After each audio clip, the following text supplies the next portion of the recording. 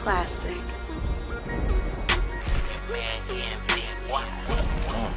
Yeah, Areon. You don't have my change, I be right here backing something black. Ain't here for no sillies, no games, I just want my back. No, I don't care how it's Basically, it was just paying homage to my best friend. You know, he got killed 7 years ago, 2014. Basically, it's just trying to pay homage to him, let people know how I feel, you know. I like the sample you used too on this. Man, that's one of my favorites. Who did the beat, man? This is one of my high school brothers back at home, named Gino Montana. Oh, yeah. Yeah.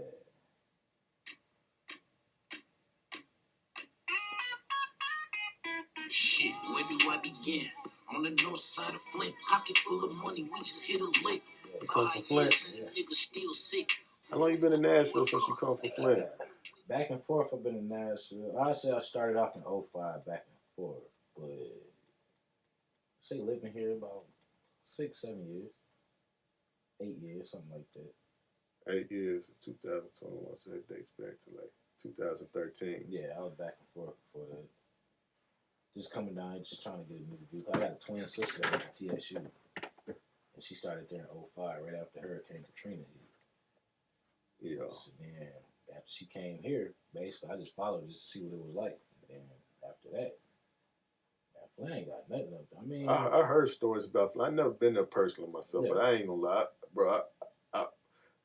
When I was locked up, they had books, and you know they had them hood books, Yeah. and one was based out of Flint, Michigan. with the girl and the Yeah. he So was when having it, a few of them. so when they inscribed Flint in the book, I'm like, nigga, Yeah, damn, yeah. it's going these motherfuckers. It's crazy. I mean, Flint was cool. Like, growing up, Yeah. Flint was cool. Like, a lot of people don't know that, like, the Russians and the Japanese actually came to Flint to learn how our education system was.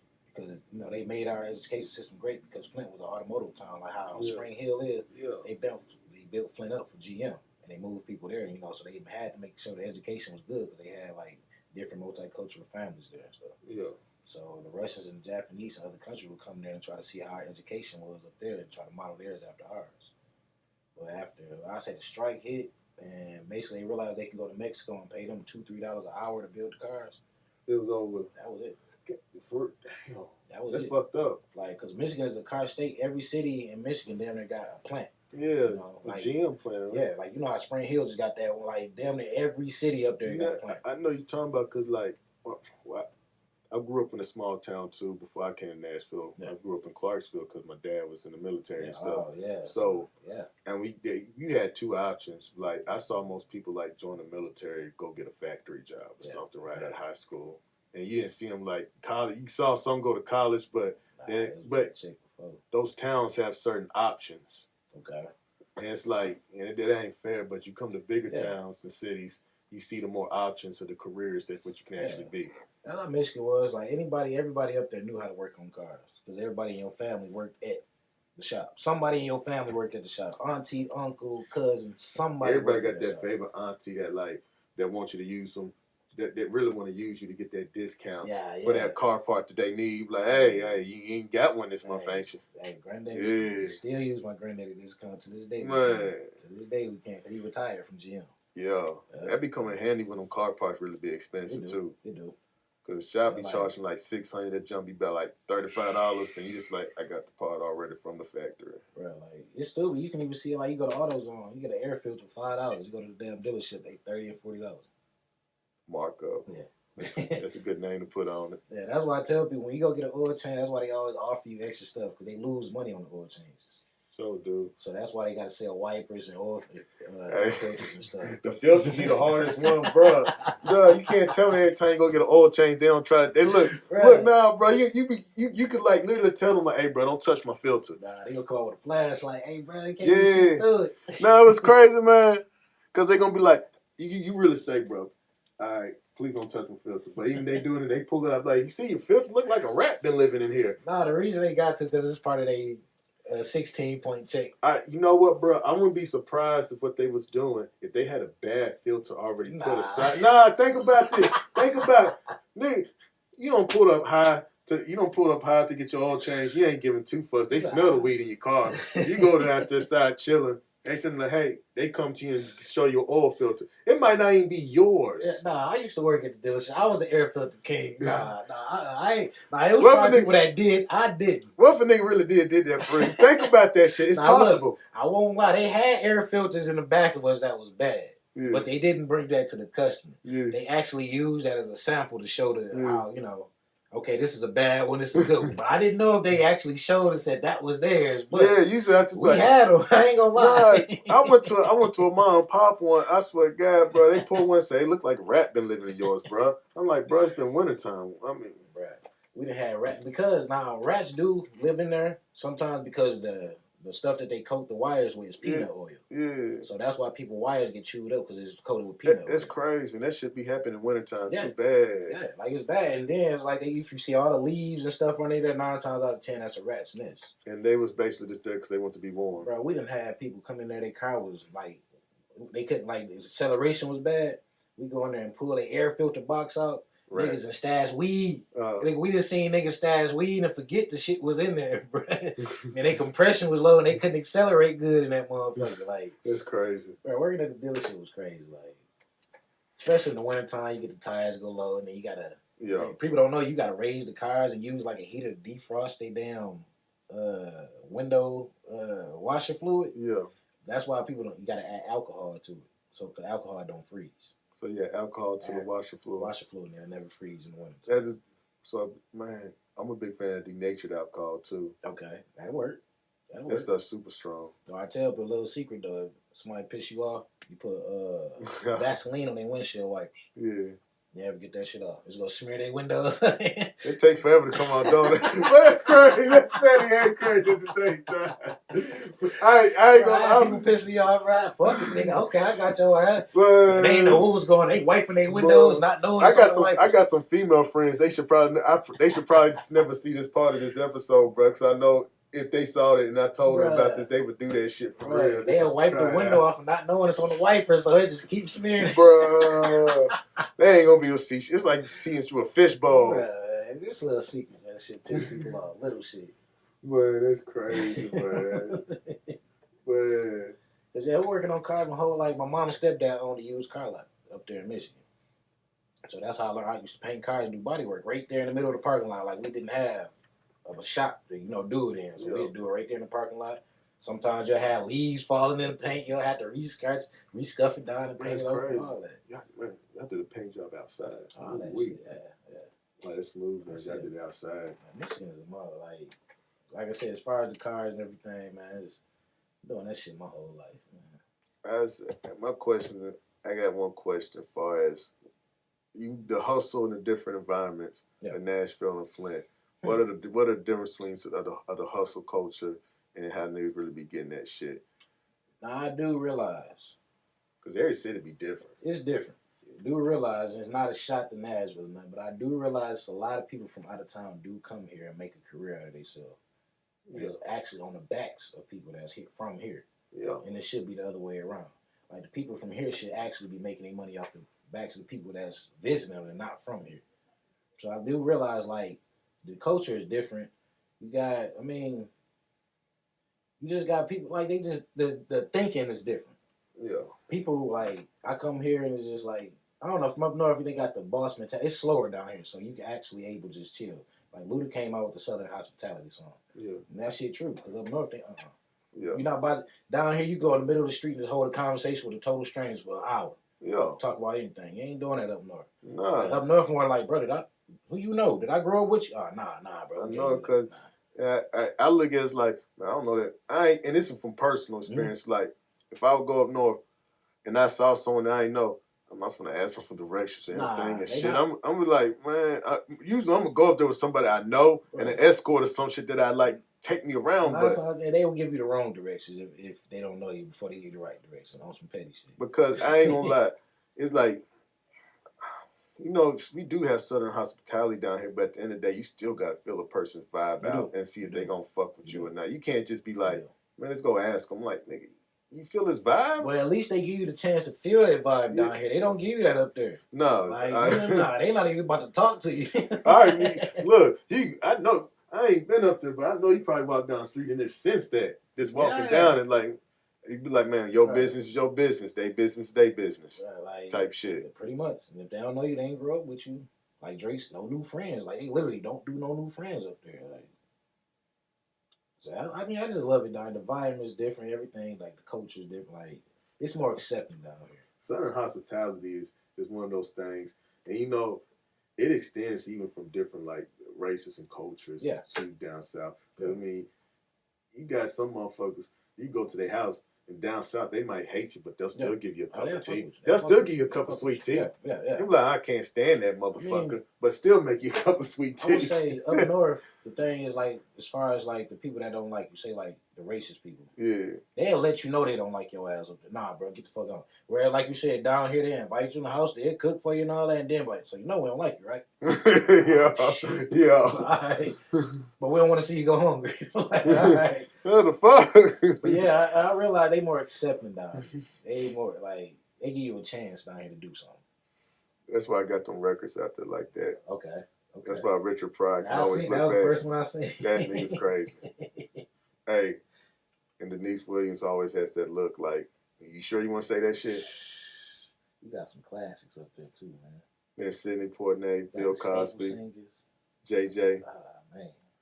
Shout out to Bill Cosby, man, for coming home. Sure. You know what's crazy? They really locked Bill Cosby up. That was petty, man. Bro, like I don't know what happened. I went there, but that was really petty, bro. If you don't realize they trying to take everybody away from us that can give us history and give us something to look back on when we get older. If you realize anybody that can look back on when we get older is dead. Malcolm X, Martin Luther King. You know what's wild though? All the money that Bill Cosby used to sponsor a lot of HBCU programs and a lot of different things in this country, especially when it comes to Black America, he really didn't. He lost a lot of support when it came to that. Man, you got because of the cancel culture now. He really. You think about, he donated millions for years, every year. They look past that. Just like with the Dave Chappelle thing that's going on now. The school was trying to donate the center to him, and because of this comedy special that he did last talking about the trans people, that they really didn't watch because they realized he was talking about them because of how they go savage on people. Yeah. But they didn't. They was walking out and opposing him, naming that center after him. You know, after all the money he done donated to him, all these millions that he done gave back that he didn't have to do. Because when you get money, you don't have to donate back to these schools. You don't have to be, what do they call, booster, whatever they call it. You don't have to do that. You doing that because you want to see something positive. You feel me? So it's like, I really don't like how they do the back. Like you said, he donated all his money and then they forget, oh, he done this and he done that right there. But my thing is, wasn't nobody there but him and whoever's accusing him. So we can't really be the judge of that. You can't take away somebody. You know, you can't take away someone's accomplishments over time. Man, you can't erase history, man. You can't. Like they I said. Shit, they try. You know how many times they tried to really erase history? They really be real. Man, them folk really be trying to erase history, bro. That's the one thing you can't do because it's like right now they're not trying to teach race theory in school right now because they don't want to show how bad black people was treated back in the day. No, they don't. Because they want progression. But I'm like, nigga, what did y'all do for us to even feel this way how we feel now? Black Lives Matter and all this shit wouldn't even exist if y'all niggas wasn't doing the shit y'all was doing. But if you're not allowed to teach about how things bad really work, because you think about, are they still going to teach the Holocaust? They will. They have to. They gonna teach Christopher Columbus all that, the wrong theory about how they punished them Indians when they came. And the thing is, even if you teach the whole purpose of it, if you teach the Holocaust, the purpose of teaching the Holocaust is so it doesn't happen again. Right. The purpose without teaching it, you teach slavery happened, so it doesn't happen again. Not try to cover up guilt. Teach it so it doesn't happen again. They want to cover up guilt because we're sorry for the past. Let's just move on. They want to brush everything that happened with black people under the rug. Let's move on from that right there. You feel me? Yeah. But they don't realize why we crying. Oh, y'all crying because of this and that. Why? Why is these people marching? Why is these people feeling this way? It has to be a reason. But you won't teach that reason. I'll say this much in life. I know people won't agree with me on this. I think black people came pretty far in life, to be honest with you. I think we come pretty far. I think we should be proud of ourselves for where we are at today now. Just look at what we're able to do. We're able to buy luxury cars, stay in the same neighborhood with these people. Our freedoms aren't as perfect. There's still a lot of social injustice. I mean, cops still shoot us down in the street. Don't get me wrong, there's still lots of issues and problems, but To see where we came from, and 50 years ago to now. And to also understand that slavery wasn't that long ago. But 400 years, 400 and something. Add a little change to 400 years. Mm-hmm. So I remember segregation was only what 60, 70 years. Yeah, and with the effect that it had on our people, it's not like we were going to change overnight. Yeah, it took. Look how many generations in this 400 years it took us just to get to this point. Yeah, so it may be one point where, yeah, maybe slavery won't be in the history books no more because it's done been 800, 1,000 years. Maybe then, but not now. That's why I'm glad at what they're doing with these HBCU schools, like Deion Sanders going into coaching. I don't know if you pay attention to the news, but he just flipped the #1 recruit from Florida State to go to Jackson State. Yeah. And them people got mad and started burning. Because, Deion used to go to Florida State. And they started burning his college jerseys, bro. So? But they mad because that's what I told them, bro. That shit like that. The reason why HBCUs don't shine because they get like UT and Vandy 112 scholarships to get these kids. And they give Jackson State fucking 5 or 6 scholarships to get it. But I'm saying, they want to be mad and burn it. But look, are they looking at Deion Sanders as just a football player at that point? Or are they looking at him as a black man trying to do something great for his culture and HBCU and for football? You gotta think: are you a fan? Are they really fans of Deion Sanders because of him, or because what they done for the institution? That's what they fans of. They fans of what he did on that field for them. That's it. And that's get mad at him trying to progress. So I mean, at that point, if I Deion Sanders, I wouldn't care. Cause I'd be like, bro, you're not even real fans of me like that. Bro, he just got 2 #1 recruits, bro. The one from last year that was at Miami or something like that, but the one that just was committed to Florida State. And just decommitted the other day. Deion Sanders a real nigga too, man. Like prime time was like a real ass nigga for real. Bro, what I just found out, I don't even like to count people's pocket, but this is what I get. Okay, you see how all these college coaches, 10 years, $9.5 million. They basically getting over $1 million, like $10 million basically, and then with everything, that's the incentives, they getting bread. Deion is only making $2 fucking million at Jackson State. While he's seeing all these other coaches getting 9, 10 million and all that. This man is only getting 2 million and he's happy at his job. These other jobs tried to get him to make that money. He said, "No, I'm staying with these kids." The Hall of Fame up there in Ohio was about to enshrine him. He said, "No, I got to practice with these kids first and then I show up there." That's a real nigga right there. That's real right there, bro. People ain't doing that, man. They too busy on trying, I'm going to go to this school. But they don't, like you said, these white people not paying attention to you. Like you said at the job site, they just put you out there on the forefront. Yeah. Okay, you get injured or whatever, we can just replace you. We got 112 scholarships. They don't really care what you do in life. So it's just like, that's sad, man. That's why black people need to stick together. That's why I was telling with the music. They go through his program, they actually got a shot of being like. They go get all that, bro. You see where he brought Brittany Renner in the locker room till you had that conversation, man. He said I would have saved $20 million if I would have seen you back then. Bro, but a lot of people call it controversial, but I think it's good because they hear from her lips like, "Yes, I'm real. Yes, I can get you caught up. Yes, I can have all your money." And they need that. They look just like me when I come through the door. And that's the same shit they need to teach kids in high school. Financial literacy, nigga. That's financial literacy right there. What she said.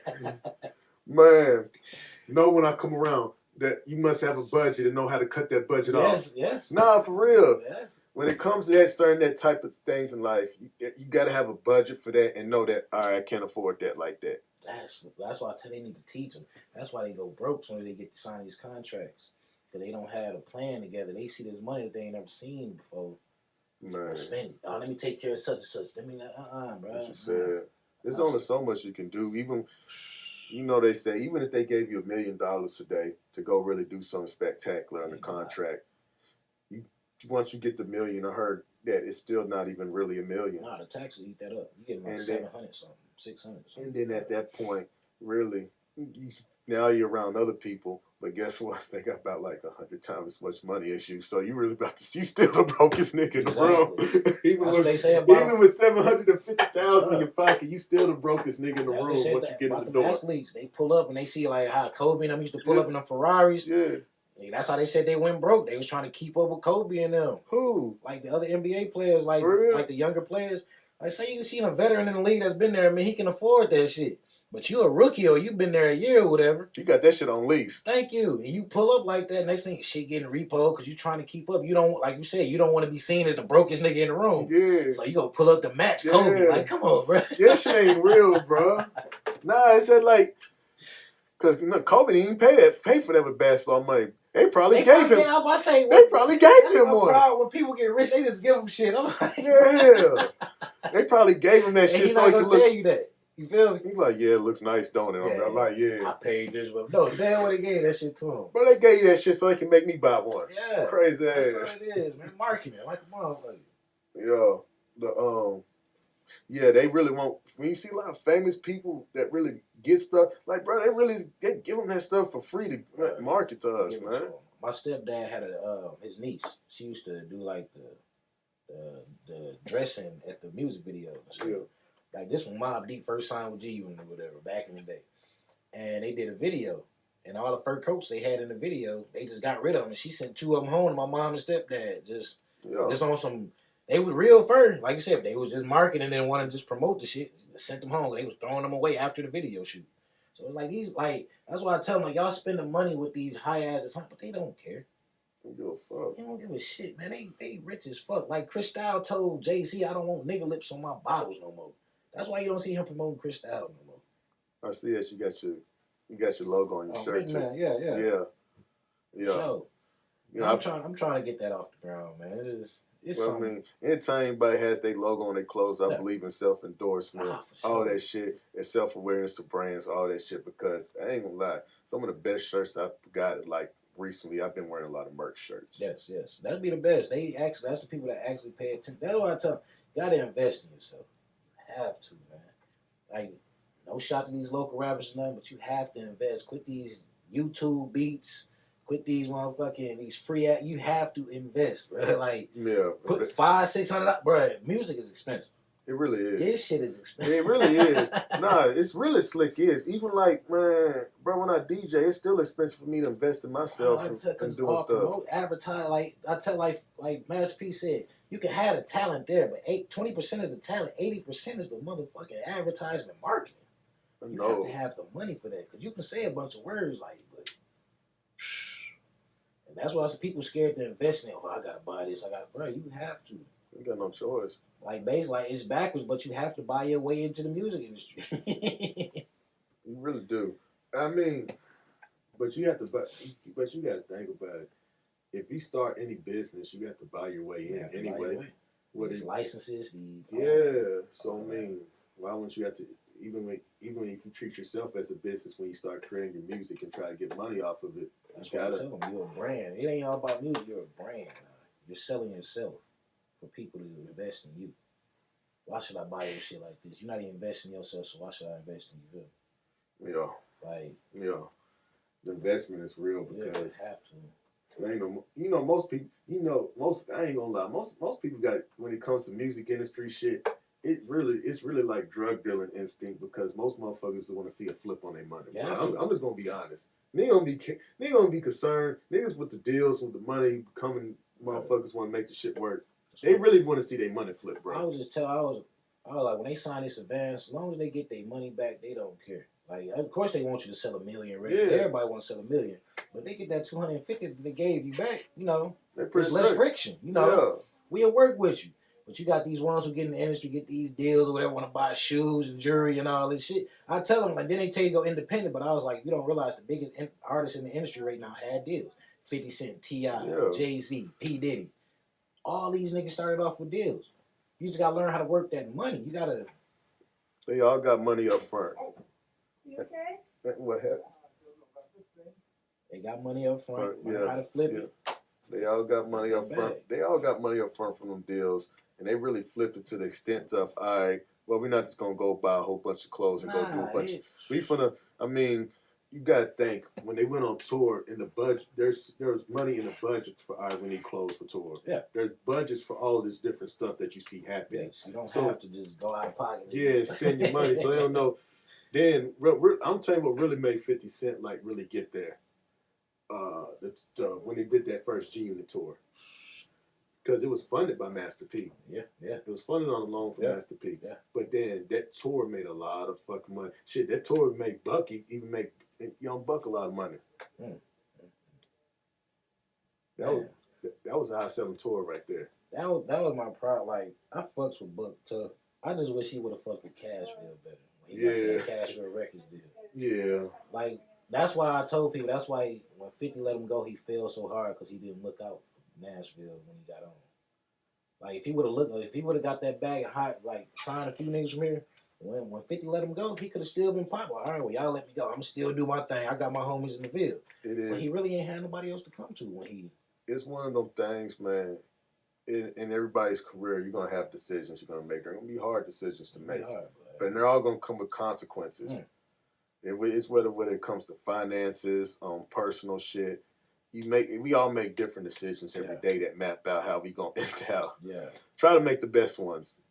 Whether good or bad, you try to make the best ones that benefit you for a happy ending or something. We looked up from there. I guarantee it would have benefited. Like, he would have been way better than what he is. I'm not saying he off right now, but he would have still been like anybody can come here and take over Nashville right now. That's the thing. And it shouldn't have been like that. It really shouldn't have been like that.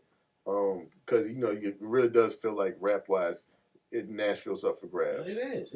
Ain't nobody, ain't nothing. Ain't nobody consider, nothing. Like, Memphis, like I said, you got Memphis that fuck with each other. You got Atlanta people that fuck with each other. When you come to Nashville, you come here, wow, my Nashville rap. Like, can't nobody get on stage and just, spit their shit. Because they don't stick together. Like I said, when niggas, that's the problem with niggas. Like, when white people and all that, they get money, they bring each other up. When niggas get money, they too focused on shitting on the next nigga. Yeah. Oh, man, fuck that. I got here before this nigga. He don't need that. He get, nah, bro. It's all about, come on, man. We got to work together. It really is. Because I work with several promoters, and I think as a consensus, I had this same talk with every several promoters had this talk with me, and we all said the same thing. That when it comes to DJs, artists, any form of entertainment, sometimes egos really just have to go out the window in order for us to progress as a city sometimes. You know that first 420 event we did earlier this year? Yeah. It was people that didn't even want to come perform because they wasn't cool with the host or other people that was performing. I said, well, what the fuck you think gonna happen if you make it big and go to the Grammys? You think this nigga gonna call out the Grammys because he beat Kodak Black beefing with Gotti or something? No. Oh, I ain't coming to the Grammys because that nigga gonna be there.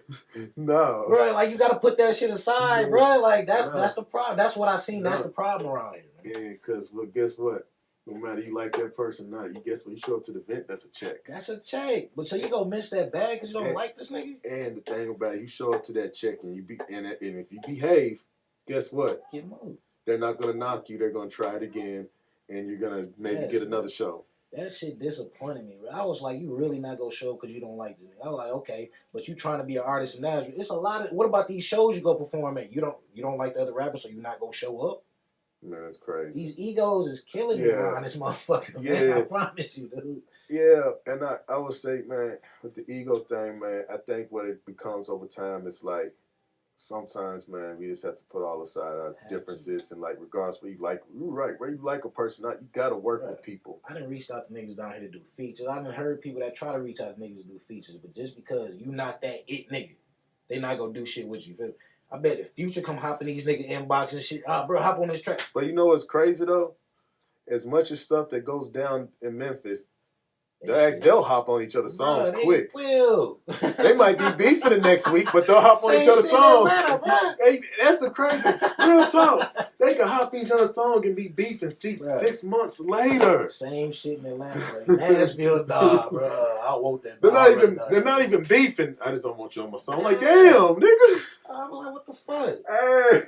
Hey, you made me really. That's crazy when you put it like that, man. That's fucking is real. And I be like, that shit. Because they be taking each other out of Memphis, bro. They be like, I ain't gonna lie, and bro. then you find out, they did a song with each other. What the fuck? Yeah, they be going ham. I ain't gonna lie. Memphis, one of the cities, they be going ham in Memphis. And I'll say, it's one of them cities where if like I said, if I'm not with somebody that brought me down there, I'm not going down there just to be going down there. I noticed that shit. I tried to walk around Memphis and hand out CDs a couple years ago. I was like, bro, who you from? I'm like, oh shit, you can feel the tension. This ain't no disrespect to their city. It's just one of them things where it's like, I respect your city enough not to just come down there and walk around for no fucking reason. But honestly, that's how it's supposed to be. Yeah. Nashville, like I said, Nashville is up for grabs, bro. Like, nigga, you can not here, but bro, when I realized when I first moved here, I walked around, I think AJ, Cheatham, and all that. I ain't get checked. Ain't nobody was like, hey, how you from? I'm like, nah, you don't supposed to go down like that. You don't supposed to let anybody come in your neighborhood, bro. Yeah. Like, nah. Like, up from Michigan, up in Flint, our neighborhoods went by because we ain't really had projects like that. We had houses, like, apartments and shit, but they wouldn't call it projects. So our neighborhood would go by whatever elementary was in your neighborhood. So my elementary school was called Merle Elementary. So that was Merle Hood.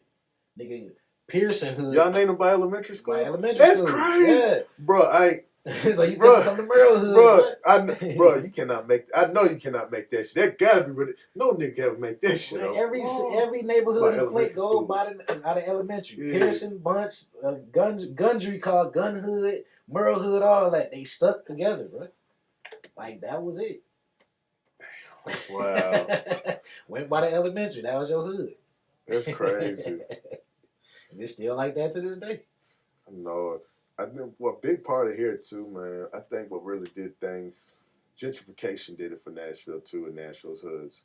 Dang, they let them do gentrification, and that's because so much, bro. People don't realize this was the hub for niggas getting money back in the day. You had fucking UGK 36, Master P, Cash Money niggas was meeting here for they, whatever they was doing, they business. I'm gonna tell you what's so cold about it, even 3-6 because DJ C Wiz at the time was DJing heavy here around that time. Really? And those artists would come through town and they would actually like check in with him, record songs and drop off their mixtapes. And you could get these exclusive UGK mixtapes from C Wiz shop. Crazy. We didn't have streaming.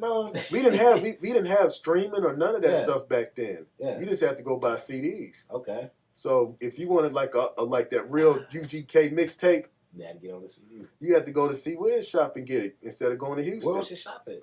Oh, I forget. I was young at the time. I was real young at the time. My brother was like around that era, so he used to like take me around it all the time. But that's crazy. That's hell of an era, but yeah. But the gentrification, I feel like as much money that was flowing around here back then, they should have bought these neighborhoods up. It shocked me how much shit was up for lease.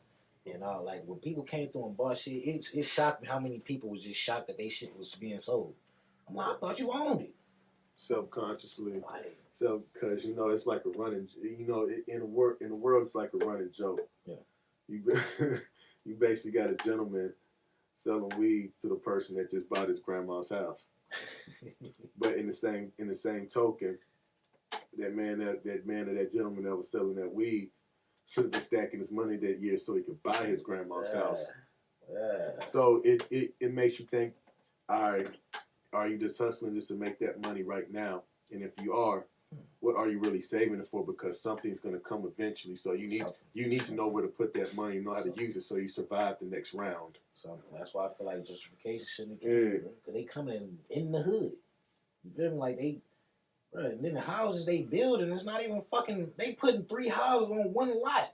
Bro, look, them just 4 stories, bro. I'm surprised when the wind was blowing as hard last week. I said, I know them motherfuckers in the middle of the street. Them houses, the first thing coming down, ain't they? I know I would hear about the news. Them bitch right on 65. So. Because when they rent them houses out, they rent the floors out to people. I noticed, and they sublet them. So I noticed that the person at the top. The person at the bottom floor winning. Good. When that weather come through. Yeah. But that person on that top floor, he be like, hey, I hope we cool. Man. You better be cool with that person at the bottom floor. They told us to go to the bottom level. I was like, I'm like, hey, but really my space. I noticed that. I know, like over there in East Nashville, like back there on Douglas or whatever. I realized like they got like 4 or 5 people staying in one house, but they charge them like $1,200 a room. It's crazy. Right. And it makes sense because it's the people that's not from here. They move in here, so they not knowing. First of all, they not knowing they in the middle of the fucking hood. And second of all, they not knowing, okay, the price is not like this in Nashville. You feel me? That's crazy. So to get here so bad, but it's mainly like the country music singers or whatever. To get here so bad to play their music or whatever, they paying that with no problem. So that's really who the real new people is. That's really who the new people is, like the artists or whatever. The artists that really want to be here bad enough, but they can't afford downtown. But the thing is, this is what they do. They be here long enough to figure out where they need to go. Move straight to Franklin and Brentwood, where these studios at and all this. That's where they moving to. So they moving here to pay that tie-ass price, but they move here to get info and see where they need to go next. So they only staying there, 6 months and shit? Next thing you know, they gone. Then you get the whole new batch coming in or whatever. So that's mainly, like you said, that's mainly. Damn, that's crazy. Yeah, that's mainly. I can tell you seen that shit first too, yeah, because they was right behind me in the neighborhood back there. Damn. Yeah. I had a few of them dip straight out as soon as they figured out where they needed to go or whatever. I feel like they don't use nothing but those houses to do cocaine and throw parties and play music. They do. I'm sorry I say it like that. I was trying to find a different way with it. Gotta be real about it. I'm not even gonna sugarcoat it. Nah. I'm sorry. Please don't cancel me. This shit go down. Yeah. That's what's pissing the people off in the neighborhood because they mainly use them for Airbnbs. Yeah. So the normal quiet neighborhood is now the fucking. It's a club in the middle of the fucking neighborhood. And it's a house. So, I know it because, man, a lot of times when I get invited to like these nice parties and it's like multicultural, they're in those nice looking places like that. And that's, I don't participate in that, but I get to see firsthand, like, oh, okay. Yeah, it's different. Yeah, it's different party. A couple months ago, they had a stripping party at the damn Airbnb. Oh, wait. Man, no pole, nigga. It was cool, though. Oh, wait. That's another topic we got to divulge on. Man. We're going to take a break first. We're going to come back after a smoke session and talk about the love of strippers and weed. Man. One of my two loves is like strippers and weed. Man. I like this one right here. It's different from some of the other stuff you put out. But I ain't gonna lie. I feel like it could be a strip club song for some reason. Yeah. Because there's that melody too that they still dance to. I give you the background behind it, though. So I know we don't even watch TV, right? Yeah. I just started watching P-Valley. You heard that? Yeah. That gave me the idea. P-Valley gave me this idea for the song. That's crazy. I ain't gonna lie because before I sat there and made it, I was just listening to it like. I ain't gonna lie, I've been having strippers on my mind every week anyway since I've been doing this stripper party on Friday. And so I was like, feels like a stripper vibe to me. That's where I got the idea from watching P-Valley. I was like, let me see what's up. And most of the beats that I got, really, they sit. I thought, like, growing up, when I first started, I thought as soon as you get a beat, you had to get on it. You had to write to it. So over time, I didn't realize, like, fuck, I just saved them in the archive. So I done got beats that I just be sitting on. And that's one beat I've been sitting on about a year, and I just find it to the stuff. It spoke to you. You knew what you want to do with it. That's what it is. I take my time. Now, back then, I used to just make stuff. I guess I was trying to find my niche in the music, see what people like, what type of style people like. So I was making damn near 2-3 songs a week. So when I finally found that lane that people like, now I really focus on it now because I'm like, okay, now people really paying attention. You ain't got to go as hard. You be like, all right. Yeah. You know what's crazy, man? When you know your lane, you're right. It starts to open up more for you. It's better. The opportunities are better too. Like I said, more people listen, so it's like, okay, let me make some good, music, not just anything out there. So. Oh yeah. And my homie always told me you can't put shit on top of shit. So. Oh no. Nah, man. That's one part of the thing that makes music timeless too, because even when, you got a lot of artists that actually create music at a high rate, because you gotta think in today's standard, sometimes social media and everything else in the world will have you thinking that our media is because media is digested at a fast rate, and it's actually demanding on artists. Like they have to be in the spotlight of the news and do something. They have to have a record. They have to have this to be relevant. And it's kind of unfair because artists are still people too. Right. They live regular lives. They just choose to create music to entertain people, not entertain you every day to stay relevant. They're regular people. Yeah. On fame, man. I believe there is an out to it all, because if you are able to create great content and great music, you don't have to shove it in people's face every day. That's why I tell them about when on the social media thing, when you get on there and they tag you and 98 other people. Oh man, that shit's horrible, bro. I'll be like, what the fuck? I'm like, I don't even know these 98 other people. Who the fuck are these 98 other people you tagged me with? Because I've never been in a room with them. I tell people that is not a good marketing strategy. First of all, you got a slim chance that they even go listen to it. And then, like you say, you tagging all these other people is irritating because I got all this up and down my damn timeline and shit. And I tell them, like, your true fans will come from if you just post it. Just throw it up there. Look, they trying to find a picture of me or what I ate yesterday. They trying to figure out what my Facebook page is about. But they got everybody else's and 99 people going 10 posts down. I tell them, you find your true fans, just throw it up there, and that's when your views come. That's when you find out who really fuck with you. You don't have to tag all these people. True fans is some cool shit. I tell them, I don't listen to them. When people tag me shit, I don't listen to it. Yeah, I'm not even gonna, I'm one of the people that I'm not gonna listen to shit. I'm not, like, that's too much. Like, send it to me, like, my DM or something. Don't tag me and shit. If you want me to give you an opinion on something, just I ain't gonna lie, the DM, like a YouTube link in the DM is probably about the best thing. That's it. Because I ain't gonna lie, it shows me that, like, you actually tried it. It's up somewhere where I can click straight to it. Yes. So I might just be chilling with the AirPods on, like, oh shit. Right. I mean, a lot of people, ain't nothing wrong with having a lot of views. People try to shoot their views up quick or whatever, but it's like you shoot the views up quick, but then you realize the next 2 months you ain't getting no views. Yeah. You like, let that shit marinate on people. Let that, it'll come. If people fuck with you, it'll come. And then, like I say, invest in yourself and all that, and it definitely, like I said, people love that type of shit. They do. I think a lot of times true fans is like the best example of true fans that I could think of is Lil Boosie. Yeah. Lil Boosie badass because he has true fans. Yeah. I mean, how many times they don't took his IG and he'll get one and the numbers go right back up. True fans. You got true fans, the ones that check on you. Bro, you ain't made nothing new yet. What's going on? Them your true fans right there that actually, reach out, see what's going on, whatever. Like you said, when Boosie make a new page, shit, shoot straight up and get the same love that he was getting before. Yeah. And we all debating like, oh yeah, this is his new IG. The other one's fake, and we have a consensus. This is the real one. Zuckerberg don't know, but the hood don't find out what the real Boosie IG is. Exactly. that's what's crazy. Off of that. Yeah. It's like what? Like the thing with Young Dog, RP Young Dog. It was like, oh, the internet gonna figure this out. The internet's just like the streets. The streets talk, the internet talk. Oh yeah, you saw more clues on the goddamn internet. Damn, like me stuck. I was like, well, damn, like fuck the news. Nigga. Yeah, like nah, you go on social media, nigga don't release a new picture, a new update about it. Like shit, I'm man. Like like the social media. I'm sorry, but that can't be defeated, man. Once you fuck up, like today's society, if you fuck up, bro, you make it social media, bro. I know it. I'm glad that I grew up in a time that when we fucked up or did stupid stuff, the only thing that actually recorded was them handheld recorders you had to carry around.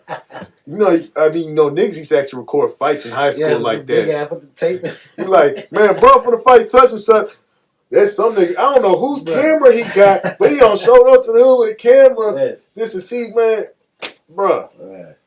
Like today, like they say, anybody can be a paparazzi. That's why they say like a lot of police departments fired their detectives and shit because all they gotta do is get on social media now. That's crazy. Niggas tell on themselves now. Like, I know it. You know who they really hired instead of detectives? Who's that? They hired people to be fake profiles to be like, hey, you're right. Because you be getting these requests and all this stuff. Yeah. A dude pops up with like 2 big bags of weed talking about, hey, well, you want to join my selling circuit? I'm like, hey, bro, get off my Facebook page, bro. Bro, you going? I'm like, bro, I don't know you, but I'm not going to jail today, bro. You crazy. Like, and it's sad how many niggas will fall for that shit. Man, what you said? Oh, is that Bling in the video? Oh, yeah. Oh, Bling the Great. Lyrically, he has the energy. He has, it's this energy that he has lyrically that just like explodes. Yes, bro. It's like a ticking time bomb. It just comes together and just. When I first met Bling, man, naturally. He had a silver Grand Marquis, and I knew Bling was special. I like this dude because he had everybody sign their name on the car. Everybody he knew had a signature on his damn car. And I said, man, why don't you make people sign your car? I don't know. Here's a market song. I don't know what the fuck. I don't like this dude, man. Yeah, I fucks with Blink, man. Like, cause we was in the same car club, Righteous Rise, with them. That's really how we met. The kid, and it was like we never like we.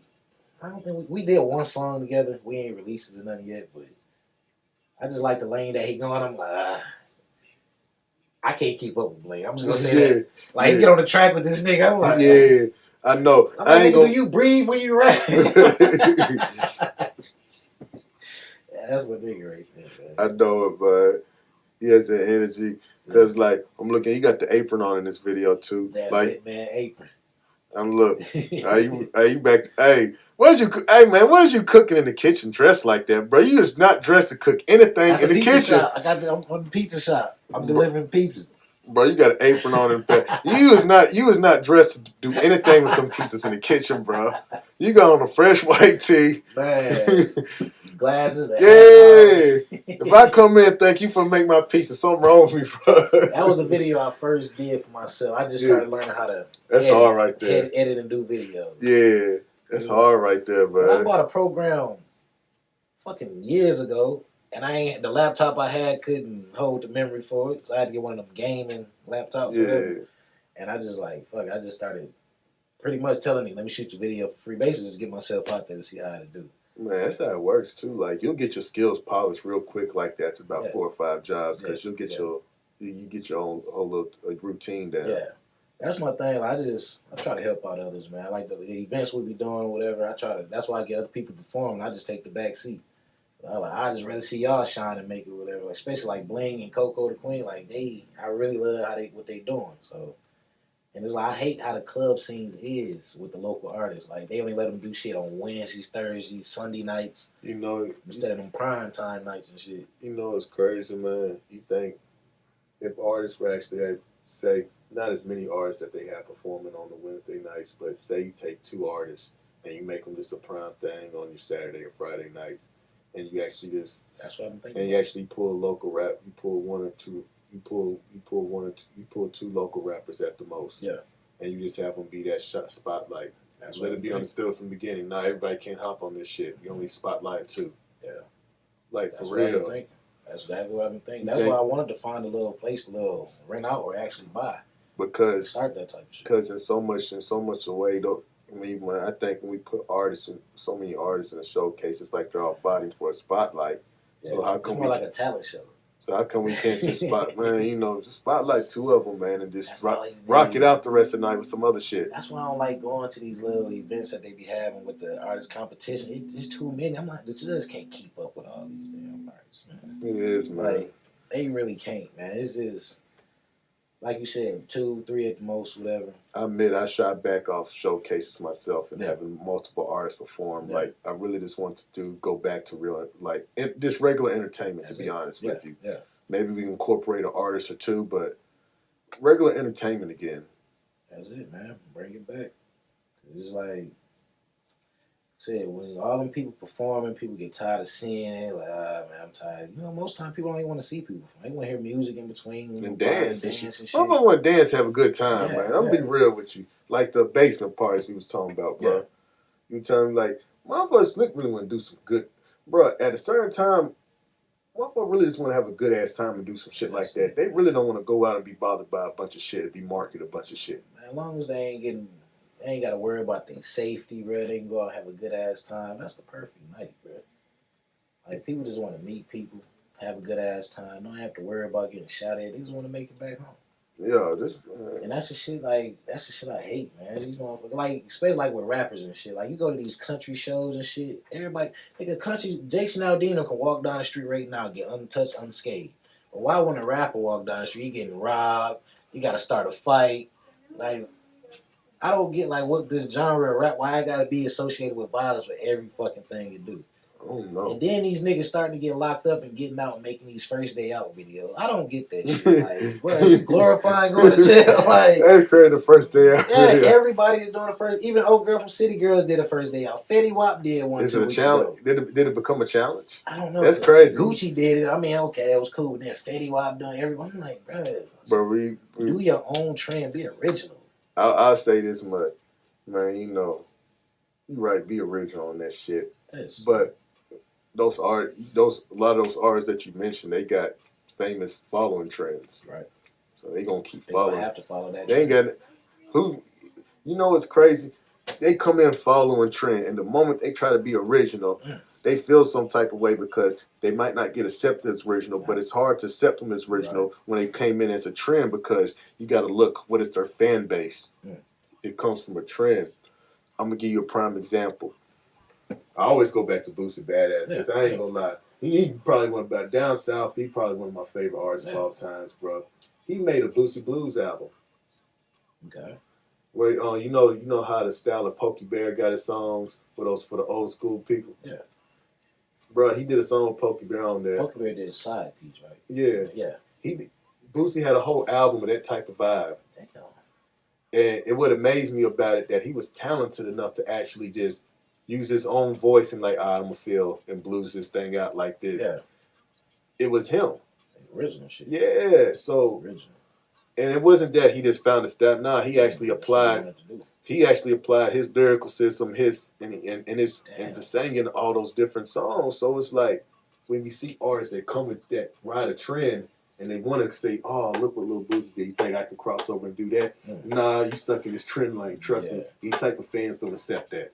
That's what I hate about this new style of these female rappers. I like them, but the trend is they gotta be naked and rap about fucking. I always wondered about that, and you remember Trina? I mean, not even Trina, like Foxy Brown. Foxy Brown didn't always have to be half-ass naked. Bro, they had to have bars, bro. Yeah. Missy and them, Lauryn Hill, like, bro, you had to have bars and shit. Man, when you had the Trina and the Lil Kims come up with, they still had bars and could float. Man, on a respectful level, I had a female artist ask me what she should wear before she came to a show where I was promoting and throwing. And, you know, from a point of view, I could have been like, wear something sexy. Yeah. But you know what I told her, man? Dress comfortable and wear what you want to represent as your character. That's right. Yeah, right. Because it was, I mean, you know, you get to thinking about it. And even from promoters' eyes and views on how they use girls to sell tickets or booths, all this different type of stuff. And you got to think, I mean, in the adult world, certain stuff is being sold like that. But I look at it, man, if it's an artist, I'll be looking like, man, what do you want to represent your career down the line? And how do you want to build yourself? Because these decisions mean something. That's exactly how you gonna be. Yeah. like that one conscious decision means, all right, it leads to the next decision, whether it's weird because it all falls in together. It's all your actions. It was kind of hard for people to accept Bow Wow when he got older because you gotta remember he was always that kid music. Yeah. And now people like he can't cuss. We used to him doing kid music. Man, you know what he was better off doing when he grew up? He was better off really retiring from rapping and like investing his money wisely and producing and shit, bro. Yeah. He could have produced and been behind the scenes, but a lot of times when it comes to growing up in the industry, egos and drugs and different types of stuff get involved. Let's be honest, bro. When it boils down to it, at the end of the day in the music industry, a lot of blame be on egos, drugs, and situations a lot of the time. And then once a lot of shit comes full circle, it'd be like, all right, let's just make it work because we have families to take care of. And, you know, want to see some legacies live on. Yeah. That's why they calling these new, like, artists, like, putting people on a crash course. And you see how when they get these checks and they get the money, they go out and spend on worthless ass shit. Yeah. But you realize like they get tired of listening to the older generation, like the OGs of the rap, because they feel like they hating on it. When they're not hating on it, they just look at the bullshit you portraying and you showing. You know, there's better ways to do this or do that or whatever. Like all these young niggas, like they said, for instance, Gucci Mane. This nigga got 5 artists on this label, 5 of them locked up right now. That don't make no damn sense right there, you feel me? But it's like that glorified. I mean, not but they glorify that on social media, but they don't realize it. That's these young white kids who's not used to living that life. They in the suburbs. They glorify that shit on social media. And you know the weird thing about that shit is, he has 5 artists all locked up, but the thing becomes, all those young men that are locked up, you gotta think, man. When they come home, what about their royalty checks and all that shit? What about because they go back straight out and got to make show money to catch up. Right. And even with them fighting these legal cases cost a lot of money. Especially that type of shit. So you never know. They royalty money might have really been ate up by all of them lawyer fees that took place, and they might have to get more advances during that time just to take care of these lawyer fees and these appeals. I will commend Gucci because he's still releasing music with, while they locked up. To keep them going and relevant. Keep them relevant and to keep that check going for them. Yeah. So that's cool on their part. But The buzz is still going big for them, Yeah. regardless of whether like Fujiano, Pooh Shiesty. They just dropped the Christmas album, yesterday? Yeah. So that's a good thing he doing. They just got to make better decisions because it don't make sense that as soon as y'all get the bag, y'all get locked up. But all this time that y'all didn't have the bag, y'all, Same thing happened with Bobby Smurder. And you know what they say? This is no disrespect to Bobby Smurder, man, but they say Bobby Smurder's comeback just didn't hit as hard though, man. Mm-hmm. I don't think it did either, man. I mean, he came back and dropped some songs, but He said the reason he can't because of the terms of his probation, he can't talk about certain shit. So that's why he just making dance music now. making dance music and shit. Because if he talk about certain shit like hood shit, get his ass sent right back. Like the judge said that directly. Like he can't talk about certain shit. That's kind of fucked up. It is. Basically censoring him. So I mean, in America we can commit a crime and be punished for it and go do our time. But even after we do our time, they can still tell us that we're not allowed to say certain things or Basically, they knew he had a power to put out there that people would listen to him.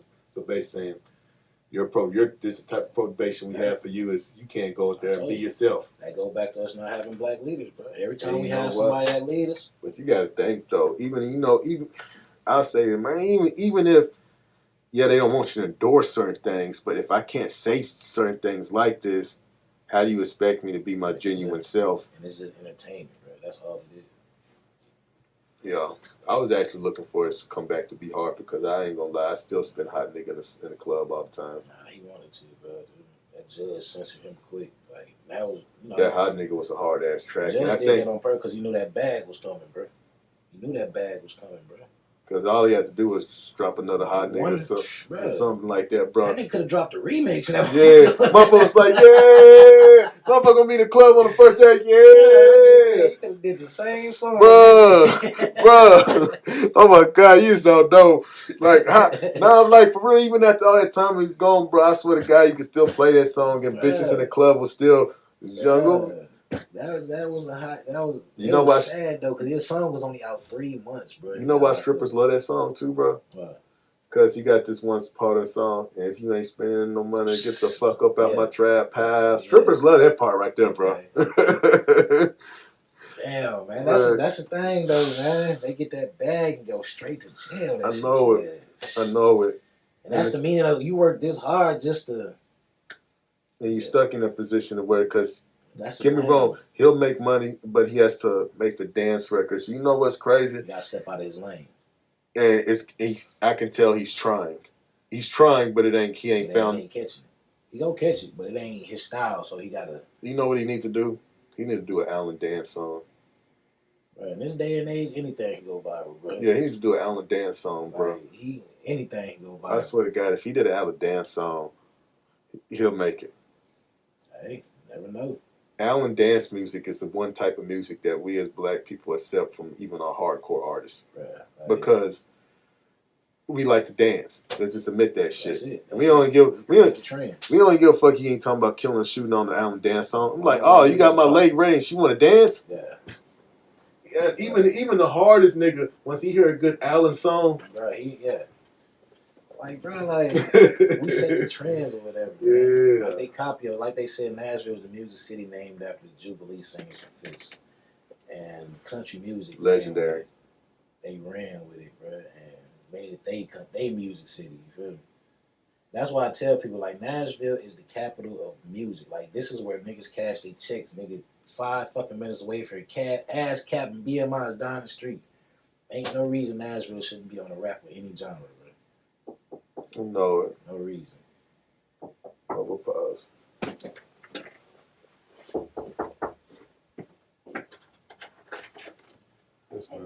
So I want to know, do you have smoking? No, we probably smoked before we came here, Oh, but we don't just do it. afraid of us. Yes, we don't do it in here. Trust me. Do you, Yes, ma'am. these block down? So they are, we're not gonna make any more people, because we have a lot of the block downs left. Do you want, or could you use any of those to the studio for a sound?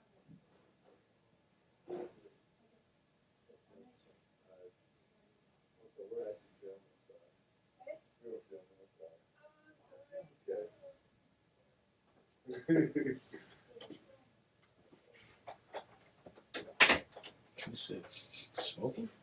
Yeah, before I came. I ain't gonna lie to you. I'm like, not in here, but before I came. You tell me what's Hey, hey, only in Nashville can't get like that. Was I smoking? Yes, I was smoking, but before I came into this building, I was smoking. Yes, I was. So I do smell of that scent. I'm a DJ. It's okay. Okay. I'm in the entertainment industry. They encourage it. They just don't encourage prescription of hard drugs. Yeah, stay away from that shit. If it comes in pill, man.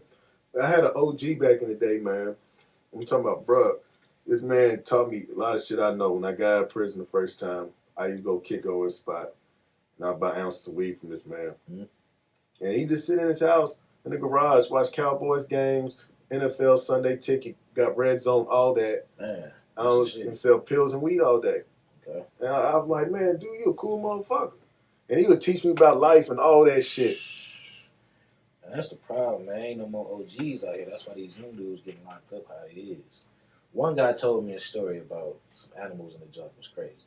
He said that rhinos was fighting each other and shit. You feel me? Even though they normally get along, they in the jungle fighting each other every day, like damn, they killing each other and shit.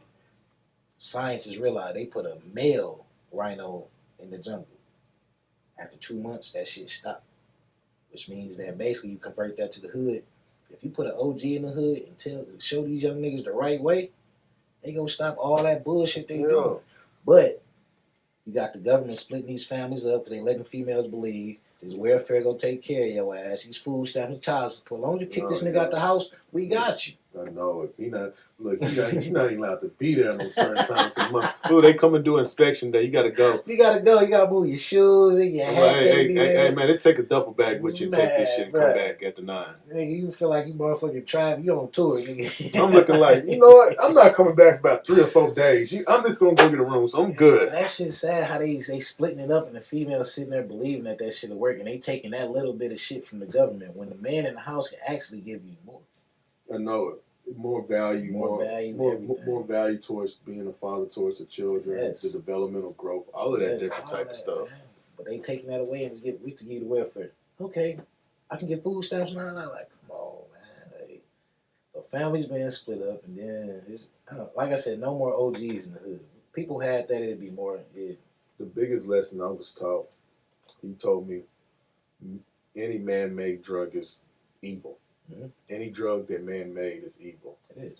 Now he was a big cannabis guy. Cause I'm a big cannabis guy too. I mean, you can grow it naturally, and there's no really bad effects to it. Right now, they're like, yeah. But that, as far as the scene, he said the first thing was really came hard for man-made drugs was prescription pills, and that's what really became the fall of a lot of things. Okay. Because you start to see that it wasn't just in. Maybe it was just other drugs that were cut or done with some other stuff or created in different ways like we had throughout the 90s and the 80s. Yeah. But the prescription pills became the most dangerous because they manufactured these motherfuckers. Yeah. They found a way to manufacture crack and give it to you over a counter. In a hard pill. Yeah. So, but it just... They rocked it up different from how they rocked it up. Yeah, but guess what? They did it, and they sold it to their own people.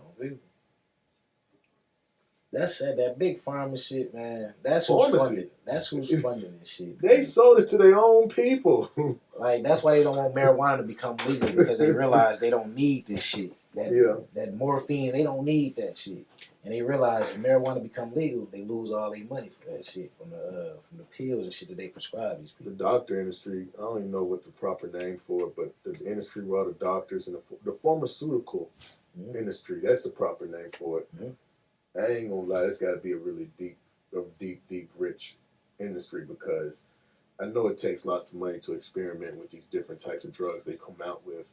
That's why they got the generic form, and because you remember the generic form is probably damn near $1,000 cheaper than the real shit. And the thing is, like, I'm like, all right, let's just say for example, I get the 2 cents idea to come up with a drug that cures such and such and does stop such and such, but it has effects of this and such and such. I still get it approved. Now the next step is, hey doctor, our company's gonna pay you lots of money if you make sure this is the one prescribed to your patients for when they come in for this. Yeah. It's just like marketing advertising. It's like a nigga walk around with a CD to a shop or any type of. It's the same shit. It's basically trial and error because they don't know how that shit will work. Well, all that shit gonna fuck you up eventually. Yeah. They just basically just trying to, okay, we'll see how this fuck up. Just like with that vaccine, like, they ain't did no studies on the shit, and then you realize you gotta sign a damn waiver to make sure you can't sue them just in case somebody dies. Bro, I got the vaccine just to make my mama happy because she was so paranoid. Bro, I couldn't go to my own mama house because she was scared. My mama mad at me because I didn't get it. She barely talked to me. You know what I'm saying? Man, the vaccine got old people scared that they won't even let their own kids come home and kick it with them, bro. But with the COVID shit, I heard a theory that it was funny because remember when COVID first came out, all the older people was dying and shit, right? And I feel like they were saying that so they wouldn't have to pay out all that Social Security. Because they said now you realize that you got all the stimulus came out because they had all that extra money from not paying. Yeah, they said. They said where did all this? But they said, but they also have to question too. They said, all right, where did the PPP money come from? Hey, man, and why do they not care about getting it all back? They care, bro. A couple months ago, they started a little firm, a tip line where you can call them tell on niggas now. You can tell on niggas now. My baby mama worked from home for she worked. So they got a tip line for like, hey, so nah, this is what it sounds like. This sounds like the nigga gonna be on that scene in Belly hating. Yeah. Yeah. They still eating crab legs out here living off that PPP. They stay in such and such. Baby mom worked from home, and she worked in the PPP department, right? And she has people calling at least 5-6 times a day trying to tell on people. And she's like, am I able to tell on this? And she's like, nah, you got to call that tip line. I was like, you got that That's fucked up. And then downtown, it was a tip service that she worked for around here. Yeah. At downtown, they cleared out a whole floor to handle all the PPP cases they about to go after. So them that's crazy. And I believe there's so many people that they not gonna lock them up, but they gonna take away a lot of their benefits. Like you getting food stamps, income taxes and shit like that. I think that's what they gonna go after. Right? Garnish your checks and shit. Like they gonna get their motherfucking money back, bro. Hey, they might as well stack some money and go live in another country. Oh yeah, it's a wrap. They coming after niggas. Like, because like I said, you can get on right on the site and they give you the people name and address. And it's funny because you go to them neighborhoods and you see. They got about 20 barbershops on the PPP long list. You go in the neighborhood, you don't even see one barbershop. You're like, what the fuck? Bro. And you can tell because everybody got the same amount, 20,000 and something, odd amount. But it's all 20,000. Like everybody, you're like, God, they about to get fucked up. And it's funny when you see somebody that you know, he was like, like, bro, you got one of them clubs? Bro, you spent all that money clubbing this past couple months, didn't you? Now, I seen hotels and clubbing, bro. I seen some people on there. I was like, God. Man, they can be Facebook friends with him and shit. Like, damn. Oh, man. Yeah, so. Bro, it's scary, though, bro. Yeah, they did all that. They did that shit on purpose because they knew people was going to go after that shit. Man. They should have learned when Trump blessed their ass last year and told them wasn't nobody going to jail. That's when they asked him to stop. They reissued that PPP shit, the SBA loan, and people redid it again. I didn't know about that first time. Bro, the first man, that would make me want to when the pandemic first hit. Yeah. Like, because it wasn't for small businesses. It was like for big business, I do believe. But like Trump just basically said, nah, we ain't gonna investigate. We just blessed that shit. Biden got off, redid that shit, bro. Niggas did it. Even more people start doing that shit. So Biden's like, I'm gonna lock you up for real. Right. You go to Michigan, you got niggas that they never had a car in their life riding around, bro, in fucking scat packs and shit with 10 bands in their lap, niggas stunting. But now I say up north from like Flint and above, I'm up there. Man, when it comes to like y'all hustles is different than from like when it comes to different hustles, y'all should be on some different like paper shit. Bro, we ain't had shit, man. Like y'all should come with some paper shit. Y'all like I feel like the scammers up north is is killing some of the scammers down south. Niggas come from nothing up there. We had to make something. Like, you know how, like, Nashville, y'all, I mean, that's what they realize. Like, you come down here, they got plenty of jobs, but they don't pay shit down here.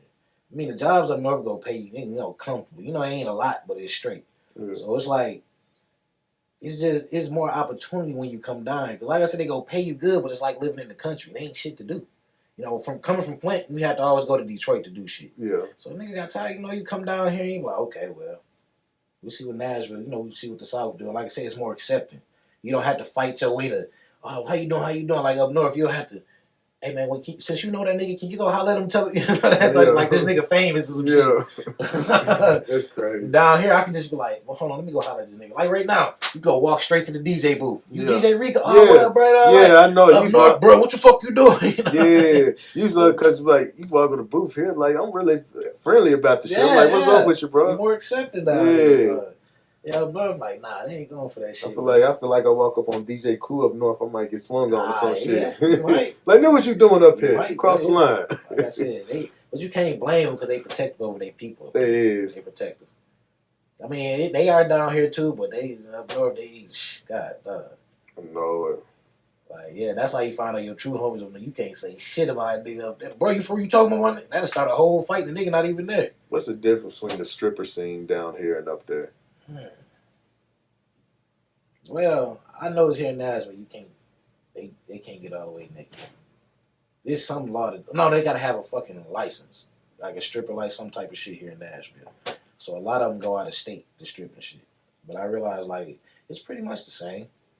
I mean, strip clubs always in the South was always better, like Magic City in Atlanta and all that shit. They were always better, but it's pretty much the same. You got the same, you know, niggas in the bars, you know, throwing wads of cash and shit, but the South is... The pandemic fucked up strippers for a while to where they had to go to OnlyFans and these underground strip parties. God, you know, because the down South, we're like, I feel like, I don't know how up north does, but down South is legendary for their, like, underground strip parties. Exactly.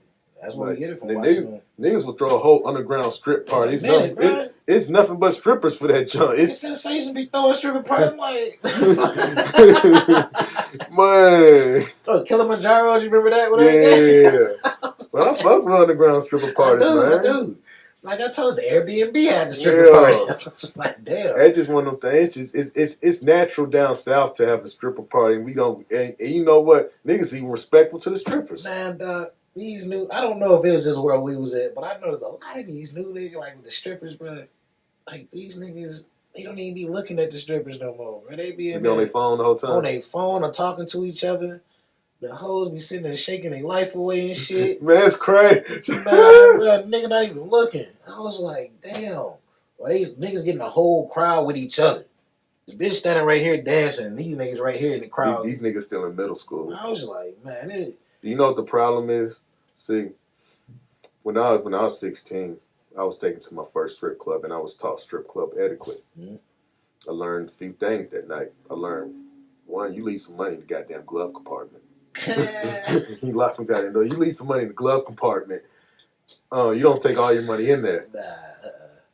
Now, two, I actually found at 16, I found the type that I like. Yeah. And ever since then, that type been the same type since that first strip club, man. That's fucked up.